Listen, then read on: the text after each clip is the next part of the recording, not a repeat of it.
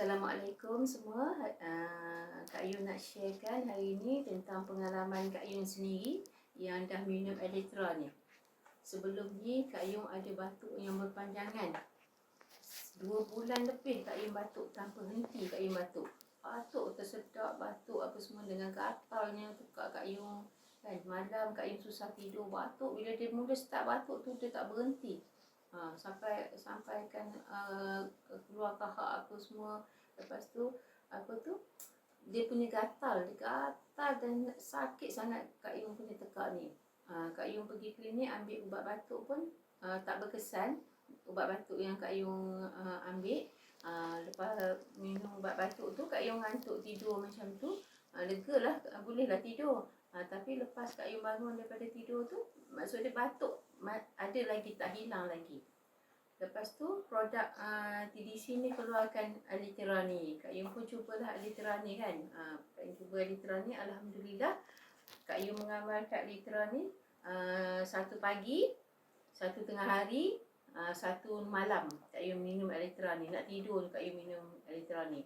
Alhamdulillah dalam masa tempoh 2 minggu macam tu lah Kak Yung perasan batuk Kak Yung makin kurang lah kan. Tapi selama Kak Yung dalam proses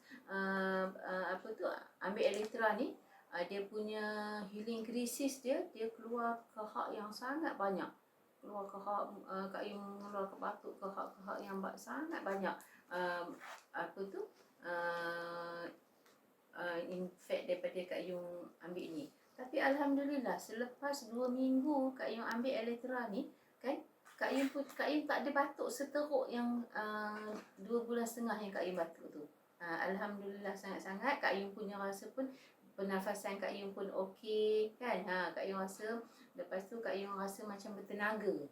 Bertenaga. Alhamdulillah. Sekarang Kak Yung dah sihat daripada batuk kronik Kak Yung tu, dan Kak Yung rasa bila amalkan Elytra ni, di samping produk yang lain juga, sama Colaver, Berry Milk dan susu Siti Joy, alhamdulillah Kak Yung punya Kak Yung punya tenaga, Kak Yung rasa alhamdulillah sihat dan sentiasa bertenaga.